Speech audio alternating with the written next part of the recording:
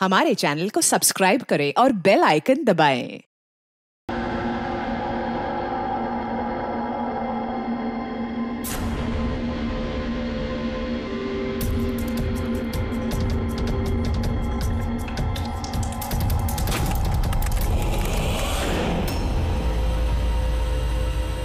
कौन है?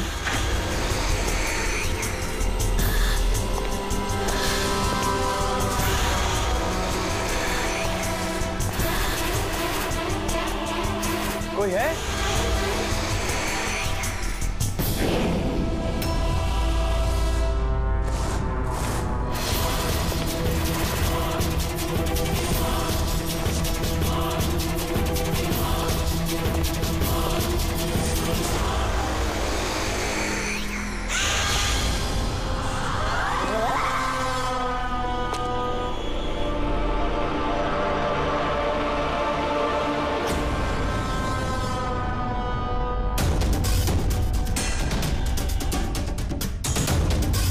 कौन है वहाँ?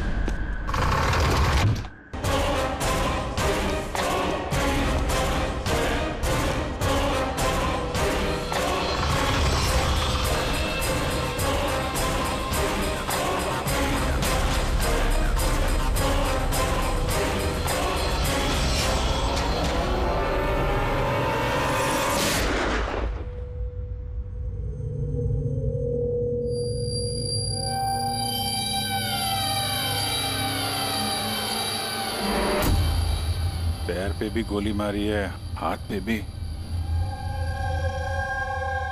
ये बॉडी सबसे पहले किसने देखी थी? सर मैंने देखी थी। आज सुबह जब 9 बजे मैंने ऑफिस खोला तो देखा टोनी सर की लाश पड़ी है। तभी मैंने आपको फोन किया। आप? सर मैं रीटा, टोनी सर की सेक्रेटरी। ये टोनी इस कंपनी के अकेले मालिक थे या आप कोई और भी पार्टनर था? नहीं सर, अकेले ही मालिक थे टोनी सर। तो इनके बाद नेक्स्ट सीनियर ऑफिसर कौन है कंपनी का? Sir Rohit sir. रोहित? जी सर, मैं ही इस कंपनी का सीईओ हूँ। किस चीज़ की कंपनी है ये? सर हम स्टॉक्स और सिक्योरिटीज में डील करते हैं। सर इनकी बेल्ट और जूते देखिए सर। इतने बड़ी कंपनी के सीईओ ये पहन के आएंगे ऑफिस? तो रोहित जी, क्या चल रहा है आजकल शेयर का भाव? सर वो एक्चुअली सर आज मेरी नींद जरा देर से खुली थी तो मैं अखबार या इंटरनेट पर चेक नहीं कर पाया। अच्छा, तो आपकी कंपनी का कौन सा अच्छा स्टॉक है जो बढ़िया परफॉर्म कर रहा हो? उसके बारे में कुछ बताइए। क्या नाम है उसका? सर वो याद नहीं आ रहा सर। तो आप लोग बताइए स्टॉक के बारे में। एक भी स्टॉक का नाम बताइए आप लोग।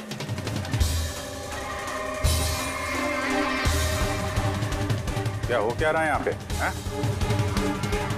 देखो सच सच बताओ, वरना टोनी के मौत के जुर्म में सब लोग फंसोगे।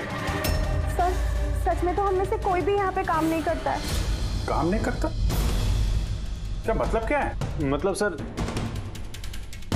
हम सब लोग एक्टर्स हैं, फिल्मों में काम करना चाहते हैं। अरे मगर ये तो फाइनेंस कंपनी है, इसका फिल्मों से क्या लेना देना? सर फाइनेंस कंपनी तो सिर्फ नाम की है, यहाँ पर सर कोई काम नहीं करता। हम एक्टर को सिर्फ इसलिए रखा है ताकि हम यहाँ काम करने की एक्टिंग कर सकें।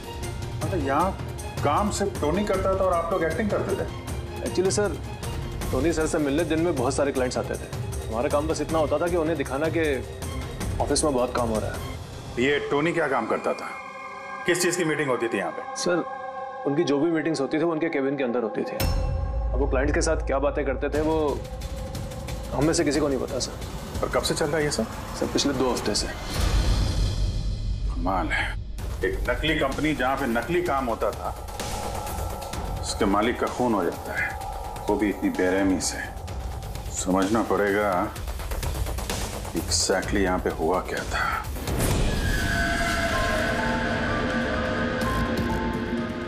तो यहाँ पे टोनी को पहली गोली लगी है। अगर उसे गोली यहाँ लगी है तो वहां उसे भाग जाना चाहिए था। वो तो एग्जिट है, वो वापस ऑफिस के अंदर क्यों गया? शायद खूनी इस तरफ होगा, बचने के लिए इधर भागा होगा। ये हैंडल पे भी खून है। वहां से अंदर आया और फिर वहां पे लेके गया उसको जहां पे खून हुआ। ब्लड ट्रेल इधर भी है। सर ये यहाँ देखिए, इतना सारा खून। लगता है यहाँ पे छुप के बैठा होगा बचने के लिए। और खूनी आया, उसके बाद उसको वहां ले गया जहां पे उसकी मौत हो गई। सर वो पानी का बॉटल सर, पानी लग रहा है सर। है तो पानी,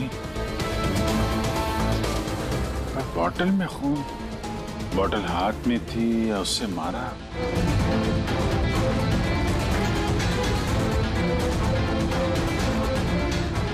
यहाँ तो खून है नहीं, खून तो वहां है, तो इसका मतलब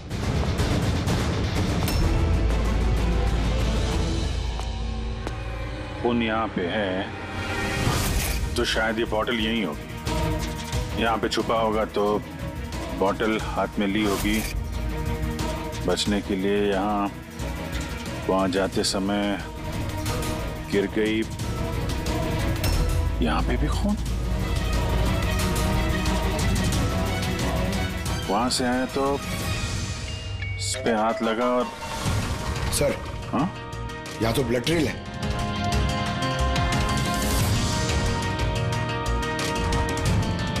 यहाँ पे क्या कर रहा था?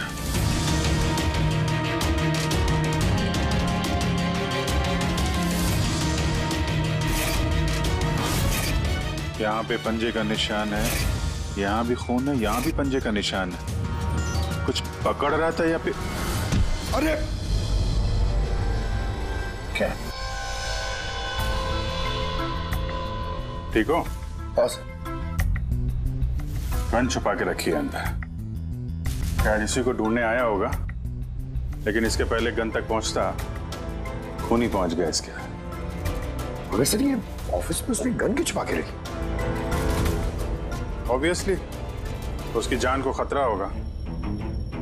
इतना गड़बड़ घोटाला करके रखा हुआ था यहाँ पे, एक्टर्स लोगों को हायर करके रखा था। पता नहीं कितने दुश्मन होंगे इसके। ये डायरी भी।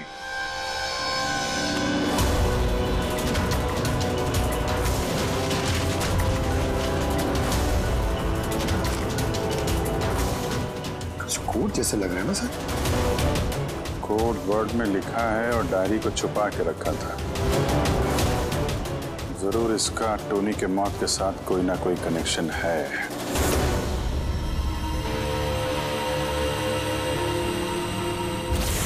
ये इसका बॉडी स्कैन चेक किया तुमने? वैसे स्कैन देखा मैंने, बाकी सब कुछ ठीक है। सिर्फ इसके एब्डोमेन में मुझे कुछ अजीब सी गोल गोल सी चीजें नजर आ रही हैं। समझ में नहीं आ रहा क्या है। चलो देखें क्या। ये देखिए सर, ये जो गोल गोल सी चीज है ना तारिका, ये मेटेलिक चीज है कोई, something metallic. Metallic like coin जैसी? एब्सोल्युटली। लेकिन ये इसके एब्डोमेन में आई कैसे? एक काम करते हैं, इसके पोस्टमार्टम से ही पता लगेगा आखिर ये चीज है क्या।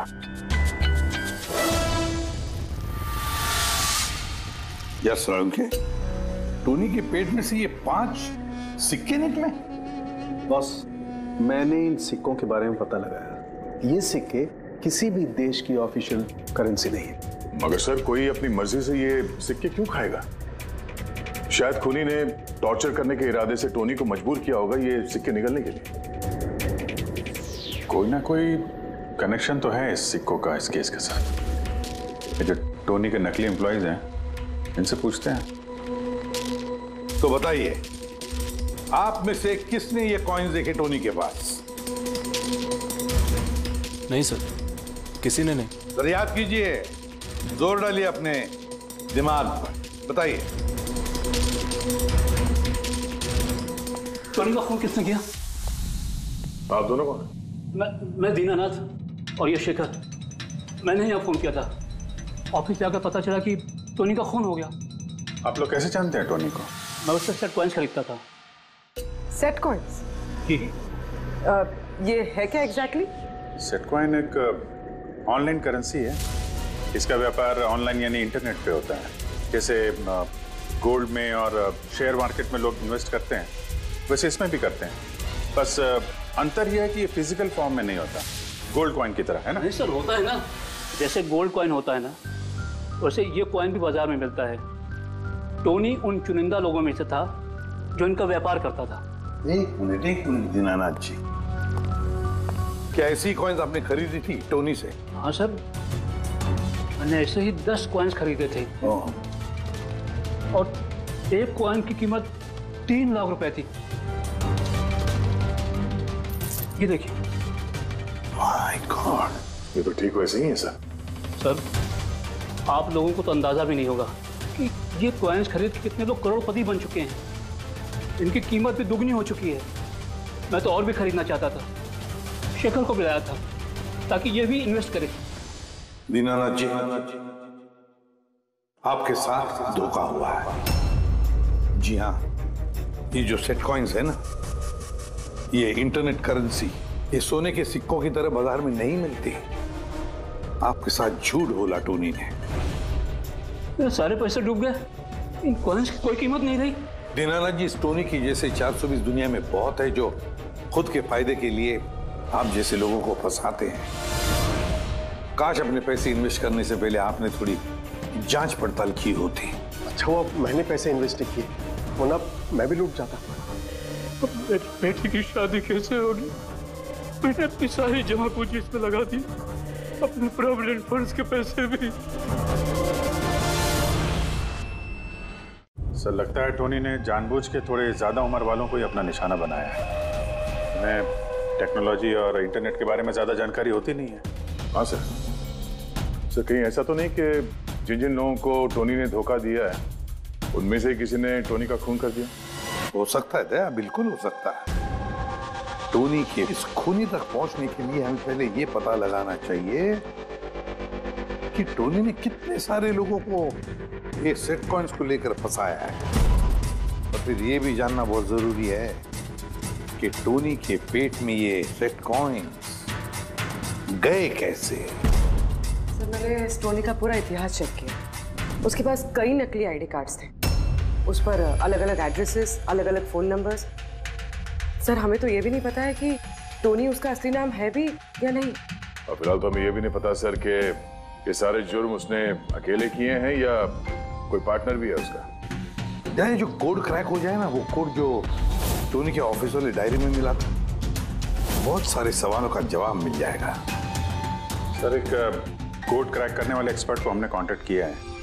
शायद बहुत जल्दी इसका हल निकाल लेगी वो। और ये जो टोनी का सारा ऑफिस स्टाफ आया था, ये जो एक्टर्स उसके ऑफिस में काम करते, उनको कैसे पता चला इस टोनी के बारे में? सर, एक अशोक नाम का कास्टिंग डायरेक्टर है, उसी ने ये सारे एक्टर्स भेजे थे टोनी के ऑफिस में। बस तो मिल लो इस अशोक से, मिल लो। सर कॉमेडी, रोमांस, हर इमोशन एकदम कूट कूट कर भरा है उसमें। क्या नहीं चलेगा? अच्छा ठीक है सर, मुझे थोड़ा टाइम दीजिए, मैं भी भेजता हूँ। ठीक है सर, ठीक है। अरे अशोक जी, मेरी फोटो भेज दीजिए ना। एक्शन, कॉमेडी, रोमांस, सब में नंबर 1 हूं मैं। देखो भाई, तुम हीरो तो बन नहीं सकते, एक कॉमेडियन का रोल है, करोगे? कॉमेडी? और हाँ, तुम्हारे चेहरे में मुझे एक कशिश दिखती है। एक आर्ट फिल्म के लिए मेरी बात चल रही है, तुम एक काम करो, एक ऑडिशन दे दो उसके लिए। अच्छा, क्या रोल क्या है? रोल एक पुलिस वाले का है। अरे ये तो मेरे बाएं हाथ का खेल है। पुलिस वाले का रोल करने का तो बड़ा एक्सपीरियंस है मुझे। एक्सपीरियंस है पुलिस वाले के रोल का? अरे रोज ही पुलिस वाले का रोल करते हैं। आप ये देखिए, ये सीआईडी असली है क्या? असली है, और जिस जेल में तुझे लेके जाएंगे ना, वो भी असली है। जेल? अब बजी दिमाग की घंटी। नहीं, कौन है ये? कौन है ये? हा? इसको एक्टर सप्लाई किए थे ना तूने ऑफिस में काम करने की, एक्टिंग करने के लिए, भूल गया तू? सर आपको जरूर कोई गलतफहमी हुई है। देख, सीआईडी के सामने एक्टिंग करेगा ना तो बहुत भारी पड़ेगा तुझे।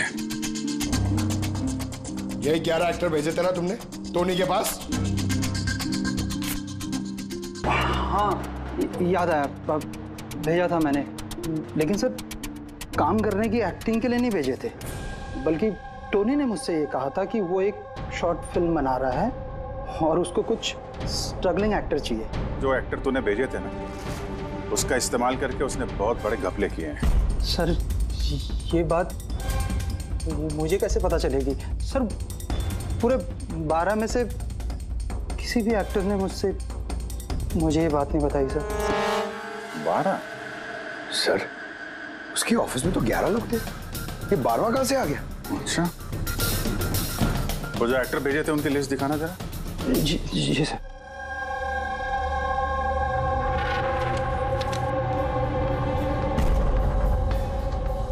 ये नया नाम है, ईशा कुमार। ये नहीं थी उस वक्त वहां पे, ये कहां गायब हो गई?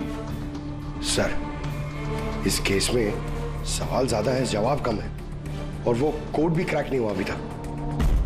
सर रीना जी, आपने हमें यहाँ टोनी के घर पे क्यों बुलाया? और वो उन कोड्स का हल निकाल पाई या नहीं? काफी टेढ़ा कोड है सर, बिना साइफर के हल निकाल पाना नामुमकिन है। साइफर? ये साइफर क्या होता है? साइफर कोई ऐसी किताब या डायरी होती है जिनके अंदर इन खुफिया कोड्स का राज छुपा होता है। फ्रेडी, जैसे अंडरवर्ल्ड की दुनिया में ये चीजों के नाम को कोड्स में इस्तेमाल करते हैं, जैसे गन है उसे घोड़ा कहते हैं, और कौवा मतलब मोबाइल, तो ये सारे कोड्स एक साइफर में होते हैं। अगर ये साइफर मिल जाए तो सारे सवालों के जवाब मिल जाएंगे। सर मुझे लगता है ये टोनी इस साइफर को ऐसी जगह रखता होगा जहाँ से उसे वो आसानी से देख सकता हो या पढ़ सकता हो। लेकिन सर उसका ऑफिस तो अच्छी तरह से चेक किया था, वहां पर तो कुछ भी नहीं मिला। तो हो सकता है टोनी के घर पे मिल जाए। ये देखिए सर, बड़ा अजीब सा निशान है इस पेपर पर, शायद ये निशान इस कोड का कोई अहम हिस्सा है। तो इस निशान का राज यहीं कहीं होना चाहिए। घर का एक एक कोना चेक करते हैं।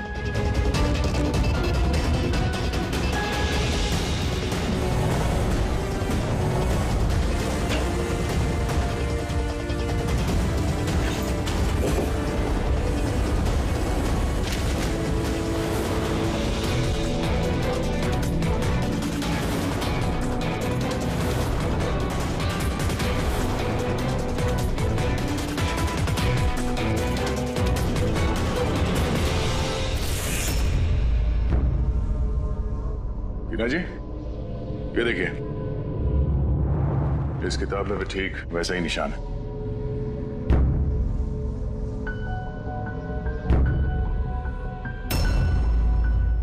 सर यही तो साइफर है।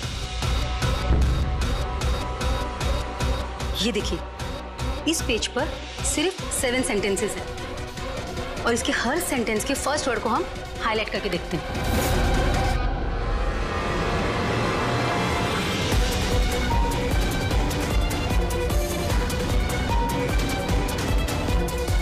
ये सीजर का क्या होता है? जूलियस सीजर का नाम तो सुना होगा ना? हाँ। लगता है उसके जमाने का कोई पुराना कोड है। तो यहाँ ये सीजर के आगे जी भी तो है। यही तो मालूम करना है कि कौन से सीजर साइफर का इस्तेमाल हुआ है। मान लो ए अगर जी है और बी अगर एच है तो A to Z कुछ इस तरह दिखेगा। ये देखिए।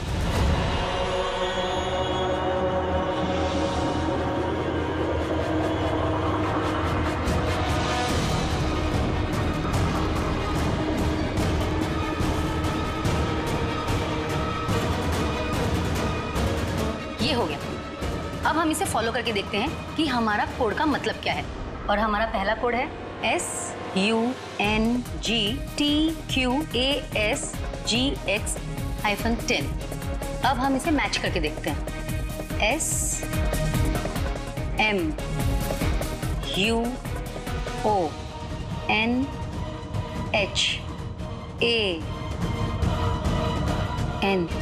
मोहन?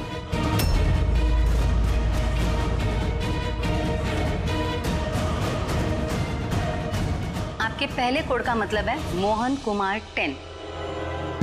सर, इस मोहन कुमार नाम का तो कोई आदमी है ही नहीं इस केस में। अगर है ना तो ढूंढना पड़ेगा। ये बाकी के सारे जो कोड हैं उनको भी डिकोड करते हैं। प्लीज कुणाल, तुम समझने की कोशिश करो। मैं पंकज से बहुत प्यार करती हूँ। प्लीज तुम मेरे और पंकज के बीच कभी मत आना। सच? तुम मुझसे इतना प्यार करती हो? Cut cut cut. कौन हो आप लोग? बीच में आगे पूरा शॉट खराब कर दिया। एक मिनट। आप लोग शॉट बाद में लीजिएगा, हमें ईशा जी से कुछ बात करनी है। CID मुझसे? प्लीज चलिए आप लोग प्लीज। ये फोटोग्राफ देखिए।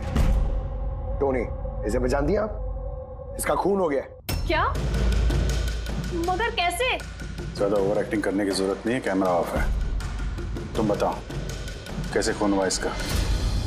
मैं कैसे बता सकती हूँ आपको इसका खून कैसे हुआ? जिस वक्त इसका खून हुआ सारे नकली एम्प्लॉय उसके ऑफिस में थे, सिवाय तुम्हारे। कहाँ थी तुम? नकली एम्प्लॉय? कौन से नकली एम्प्लॉय? सर ये आप लोग क्या बात कर रहे हैं? मुझे तो कुछ समझ में नहीं आ रहा। टोनी ने तुम लोगों को हायर किया था ना उसके ऑफिस में क्लर्क की एक्टिंग करने के लिए। उसने तो मुझे अपनी मंगेतर का रोल प्ले करने के लिए पैसे दिए थे, वो भी बस एक दिन के लिए। मंगेतर का? हाँ सर, उसके माँ बाबूजी आए थे उससे मिलने और वो उन्हें दिखाना चाहता था कि वो शादी करने वाला है और वो अपनी जिंदगी में बहुत खुश है। उसने तुमको तो बताया होगा ना अपने माँ बाप के बारे में, सारी इंफॉर्मेशन दी होगी। जी हाँ, बहुत कुछ बताया था ताकि कुछ गड़बड़ ना हो जाए और मुझे याद रहे कब कौन से डायलॉग बोलने हैं। उसके माँ बाप के बारे में जितनी भी इंफॉर्मेशन है तुम्हारे पास, एक एक चीज सब हमें बताओ। Thank you sir. Codes decode हो गए। हर कोड से एक नाम मिला है और नाम के आगे एक नंबर। जरूर ये वो लोग हैं जिनको टोनी ने सेट कॉइन्स बेचे थे, और ये नाम के आगे जो नंबर है इसका मतलब है किसके पास कितने सेट कॉइन्स हैं।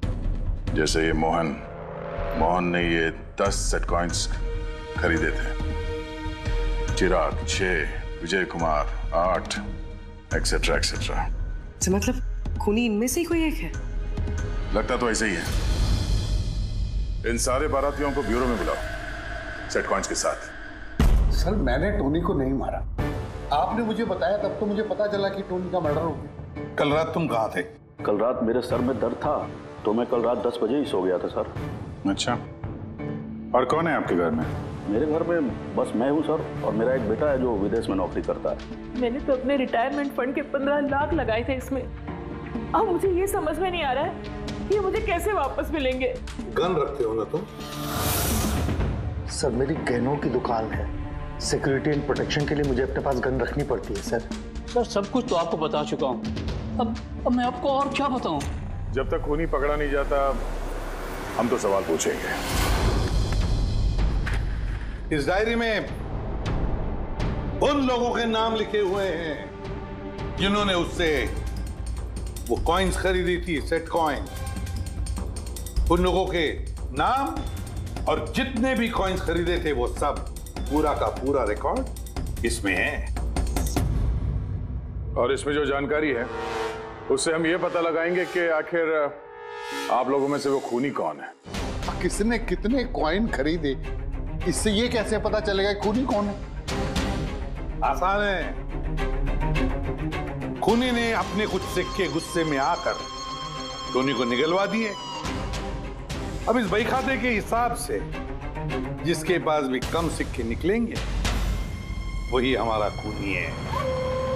चलिए आप सब लोग अपने अपने सेट कॉइन्स के सिक्के गिनती करवाइए।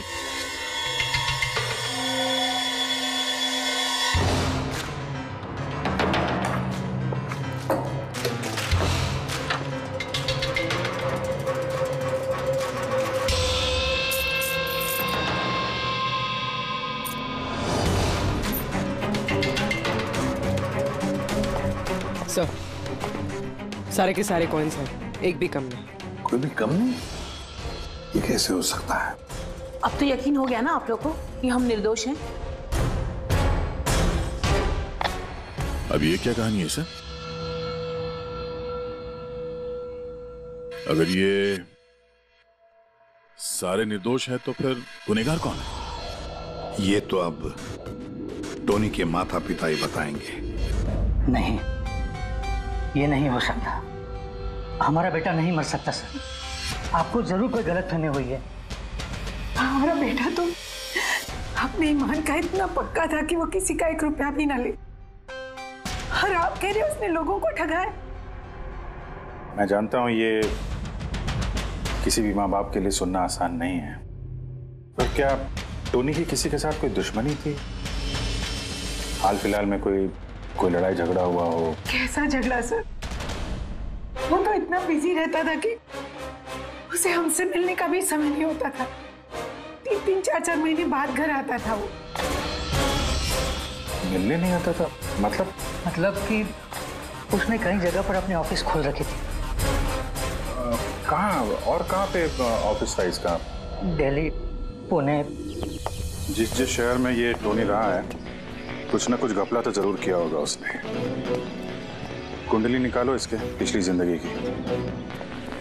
सर, हाँ सर, दिल्ली और पुणे के police officers video conference call पे। गुड।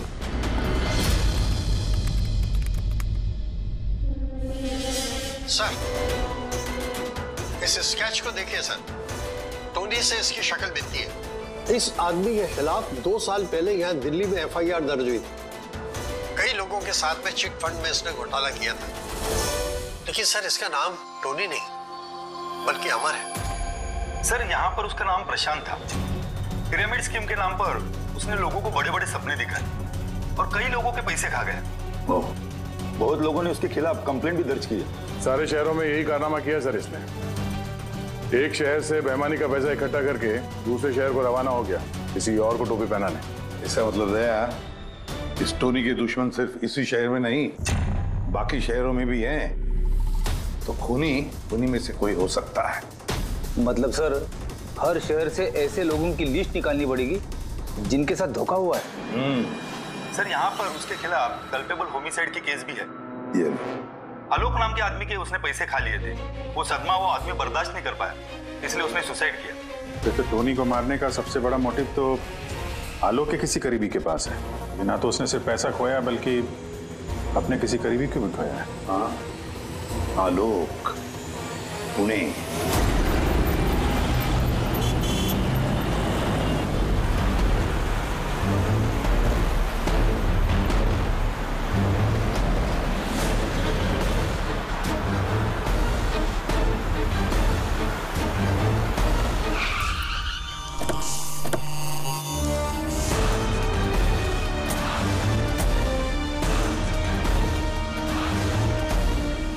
लगता है आलोक की बीवी सरिता घर पे नहीं है सर।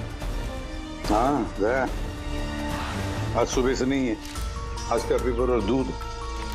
पंकज सर, जाके जरा पड़ोसियों से पूछताछ करो। Excuse me. जी, मैं ऑफिसर पंकज हूँ, CID मुंबई से। हेलो सर, मैं पूनम। हेलो, ये सरिता यहाँ रहती हैं? ये हाँ, कहीं हाँ। गई हुई है बाहर, आपको पता है? वो तो नहीं पता। क्यों? कोई प्रॉब्लम हो गई है? इनके घर की कोई एक्स्ट्रा चाबी होगी आपके पास? सर, हाँ, ये पूनम जी है, सरिता की नेबर।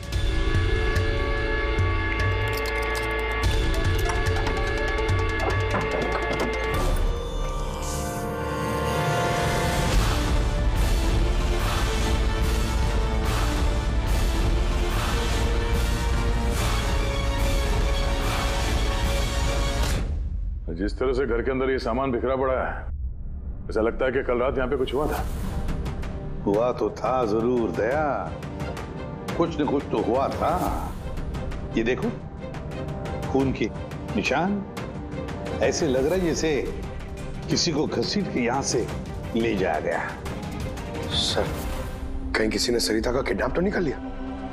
पूनम? हाँ सर। सरिता को आखिरी बार कब देखा था तुमने? सर, रात के 2 बजे जब मैं नाइट शिफ्ट से घर वापस आई। उस वक्त शायद सरिता जाग ही रही थी क्योंकि यहाँ पे टीवी चल रहा था। उसके घर के आसपास किसी को देखा, कोई आया हो उनसे मिलने के लिए? कुछ और तो नहीं, पर हाँ, एक वाइट कलर की वैन थी जो घर के बाहर खड़ी थी, पर सुबह वो वहाँ नहीं थी। तू उस वैन को पहले भी कभी देखा था यहाँ आसपास? नहीं, कभी नहीं। अच्छा, उसका नंबर याद है, नोट किया था? नंबर तो नहीं नोट किया, मैंने ध्यान नहीं दिया। अच्छा, तुमने कुछ शोर शराबा या झगड़ा वगैरह सुना उस वक्त? हाँ, आवाजें तो आ रही थी जोर जोर से, पर मुझे लगा कि शायद सरिता जाग रही है, टीवी देख रही है, तो मैंने उतना ध्यान नहीं दिया। अच्छा पूनम, ये जो तुमने लड़ाई झगड़े की आवाजें सुनी, कितने बजे थे? यही करीब 3 बज रहे होंगे। 3 बजे? तो सरिता का किडनैपिंग 3 बजे हुआ था। तो डेफिनेटली ये सरिता का किडनैपिंग और टोनी का मर्डर, इन दोनों का आपस में कोई ना कोई कनेक्शन है सर। 100% दया, कनेक्शन 100% है, पर इससे पहले कि सरिता को कुछ हो जाए उसे हमें बचाना होगा। और पंकज सर, ये व्हाइट वैन, सफेद वैन जो पूनम ने अभी अभी बताया, उस वैन की पूरी इंफॉर्मेशन चाहिए हमें, पूरी की पूरी इंफॉर्मेशन।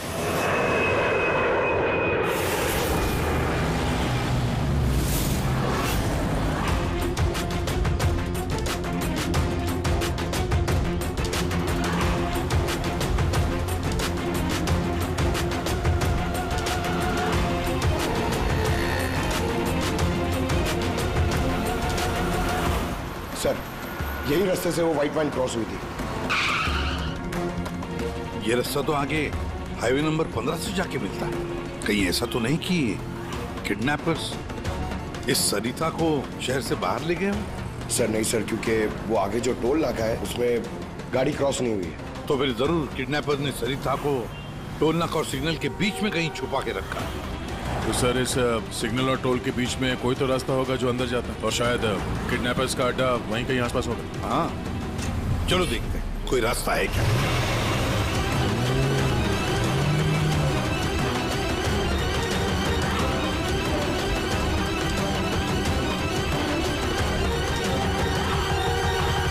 सर, ये एक रास्ता है जो अंदर जाता है।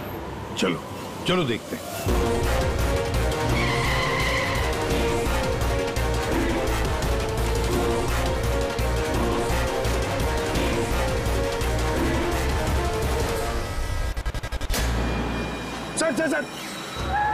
सर वो पीछे।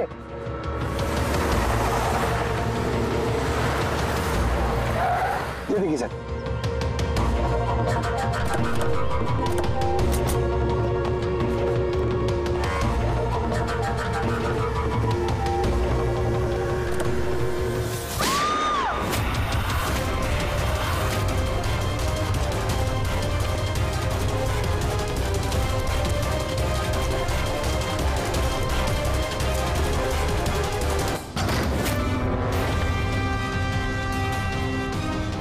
My God. सरिता? सर अंदर कोई नहीं है। तुम ठीक हो? सर लगता है खूनी गाड़ी लेके बाहर है। मैं देखता हूँ सर।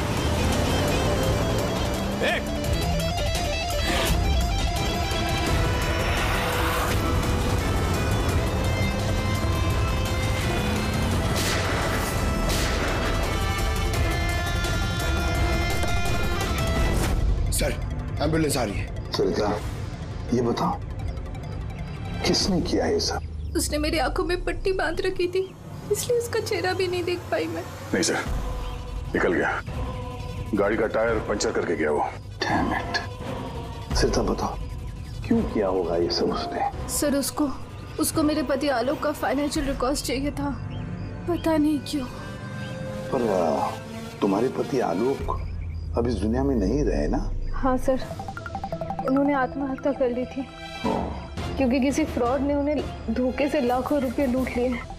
पर वो पैसे भी उनके नहीं थे सर, उन्होंने किसी से कर्जा लिया था, पर कर्जा ना चुकाने की वजह से उन्होंने सुसाइड कर ली सर। अब ये क्या चक्कर है सर? ये किडनैपर को आलोक के फाइनेंशियल रिकॉर्ड्स में इतनी दिलचस्पी क्यों होने लगी? पंकज, इस किडनैपर को दिलचस्पी इसलिए कि मुझे तो लगता है कि ये किडनैपर, ये खूनी भी वही है जिसने आलोक को पैसे दिए थे। अब जैसे उसे पता चला कि आलोक इस दुनिया में नहीं रहा तो प्रॉब्लम आया, पैसे वसूल किससे करे। उसे पता चला कि आलोक का सारा पैसा टोनी के पास है तो उसने टोनी को खत्म कर दिया और फिर खुद पर इल्जाम ना आए सारे सबूत मिटाने के लिए उसने सरिता को फोन किया और उसे पूछा कि आलोक का सारा फाइनेंशियल रिकॉर्ड कहां पर है। कौन हो सकता है ये? सरिता सर, एक काम कर सकती हो? हाँ सर। आलोक की फाइनेंशियल रिकॉर्ड्स हमें दे सकती हो?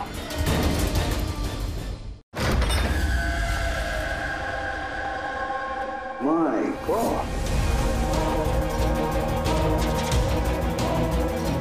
यार ये मुजरिम जो भी कोई है हमसे पहले यहाँ पहुंच गया और देखो लगता है सारे सबूत जलाकर राख करने की कोशिश की है उसने। बस सर उस कंप्यूटर के साथ कुछ करना दिया हो जिसमें आलोक के फाइनेंशियल रिकॉर्ड्स हैं। तो फिर देखो जरा कोई कंप्यूटर या लैपटॉप वगैरह मिलता है क्या? सर, हाँ, लैपटॉप मिल गया। वंडरफुल। सर, आलोक फाइनेंशियल फाइल। गुड। अब इसकी फाइल ओपन करने की कोशिश करो, जरूर उसमें उसके कर्जदारों की लिस्ट मिलेगी हमें। खुल गया सर। इससे तो कई सारे लोगों से कर्जा लिया है सर, और सबसे ज्यादा कर्जा दिया है शेखर ने। शेखर? कहीं वही शेखर तो नहीं जो दीनानाथ के साथ हमसे मिलने आया था? नहीं दीनानाथ, ये शेखर। हाँ सर, वही है। तो विद्या, इस शेखर का पिंजरे में जाने का वक्त आ गया। वो सफेद वैन तो मिल गई सर, पर शेखर का अभी तक कुछ पता नहीं चल पाया। सर, शेखर भले ही खून करके भाग गया हो लेकिन ज्यादा दूर नहीं जा पाएगा। फिर भी कुछ ना कुछ तो गड़बड़ जरूर है इस केस में, पता नहीं क्यों लेकिन सही नहीं लग रहा है मुझे। क्या हुआ सर, आपको कुछ और लग रहा है क्या? अब जिस तरह सोचो, ये सरिता का किडनैप होना, उसके बाद में हमें बड़े आसानी से वो सफेद वैन मिलना लावारिस पड़ी हुई, उसके बाद में आलोक की फाइनेंशियल रिकॉर्ड जिसमें शेखर का भी नाम है वो भी बड़े आसानी से मिले हमें। हाँ सर, वो फाइनेंशियल रिकॉर्ड लैपटॉप के डेस्कटॉप पे था। यही तो मैं कह रहा हूँ दया, गड़बड़ है। हालांकि ये ऐसे फाइनेंशियल रिकॉर्ड्स अलग से फोल्डर में होने चाहिए, पासवर्ड प्रोटेक्टेड होने चाहिए ना। सर, लेकिन अगर हमें वो सुराग मिल रहे तो ये तो अच्छी बात है ना। नहीं पंकज, हमें सुराग मिल नहीं रहे हैं, सुराग हमें दिए जा रहे हैं एक के बाद एक, एक के बाद एक। इसीलिए तो मैं कह रहा हूँ ना, गड़बड़ है, कुछ ना कुछ तो गड़बड़ जरूर है।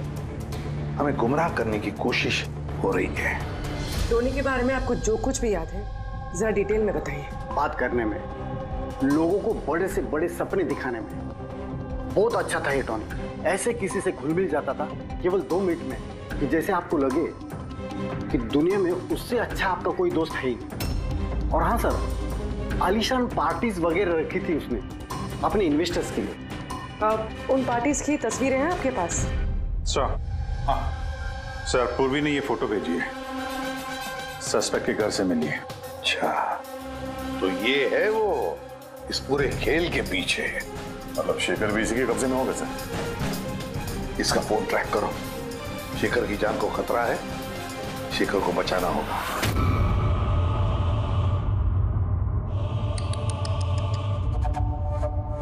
अब तो तुम्हें भगवान भी नहीं बचा सकता शेखर। सीआईडी को सारे सबूत तुम्हारे खिलाफ मिले हैं, आप तो ये ट्रिगर दबाकर तुझे बस मार डालूंगी और उन सबको लगेगा कि तू देश छोड़ के भाग गया। नहीं, ऐसा मत करो प्लीज, मत मारो मुझे। मैं वाकई देश छोड़ के चले जाऊंगा। आपके बारे में मैं किसी को नहीं बताऊंगा। I promise. अरे शेखर, तुम समझ नहीं रहे हो, तुमने मेरा चेहरा देख लिया है। अब मैं तुम्हें छोड़ने की बेवकूफी तो करूंगी नहीं, इसलिए तुम्हें मरना पड़ेगा। मत मारो मुझे प्लीज, मत। कोई है? प्लीज बचाओ मुझे, बचाओ मुझे, कोई है? मुझे मार के रखा यार। जाओ।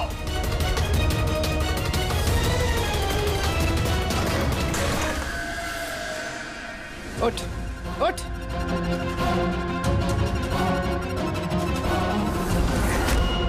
सर, मैं रीटा, टोनी सर की सेक्रेटरी।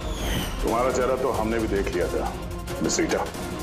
मैंने तो कोई सबूत, कोई गवाह कुछ नहीं छोड़ा था। तो आपको कैसे पता चला? इस फोटो के जरिए। तुमने हमसे कहा था कि तुम टोनी को पिछले 2 हफ्ते से जानती हो, तो फिर 2 साल पुराने इस फोटो में तुम क्या कर रही हो? ये बहुत कुछ कह गया। अब बताओ, तुमने अपने बॉस टोनी को क्यों मारा? टोनी मेरा बॉस नहीं था, मैं टोनी की बॉस थी। लेकिन तुम तो उसकी सेक्रेटरी बन के घूम रही थी, वो क्या था? वो सिर्फ और सिर्फ एक नाटक था, दुनिया को दिखाने के लिए। असल में सारा दिमाग मेरा था इसमें। टोनी को तो मैंने सिर्फ आगे रखा था ताकि कभी कानून हम तक पहुंचे तो टोनी पकड़ा जाए। तो फिर टोनी का फोन करके अपने पैर पे कुल्हाड़ी क्यों मार ली? क्योंकि जब चींटी के पर निकल आते हैं तो उसके पंख काटने पड़ते हैं, और टोनी बहुत ही ज्यादा हवा में उड़ने लगा था, बहुत ही लापरवाह और ओवर कॉन्फिडेंट हो गया था। उसने दीनानाथ के साथ सेल्फी खींच के सोशल मीडिया पे डाल दी वो फोटो। तो तुम्हें डर लगा कि अगर वो फोटो सोशल मीडिया में चला गया तो जिन जिन शहरों में उसने 420 की है वहां कोई ना कोई उसे पहचान लेगा। हाँ। और उसके पेट में जो सिक्के थे वो सिक्के मैंने ही उसे निकलवाए थे ताकि आप लोगों को लगे कि खून किसी ऐसे आदमी ने किया है जिसके साथ टोनी ने बेईमानी की है। और इसलिए तुमने सारे सबूत शेखर के खिलाफ कर दिए ताकि हम उसे अपराधी समझें। न जाने कितनी जिंदगियों के साथ खेला है तुमने। देश भर में न सिर्फ लोगों के पैसे चुराए बल्कि उनकी खुशियां, सपने सब छीन लिए। कड़ी से कड़ी सजा मिलेगी तुम्हें इस जुर्म के लिए। For more updates, subscribe to our channel, click the show links and enjoy watching the videos.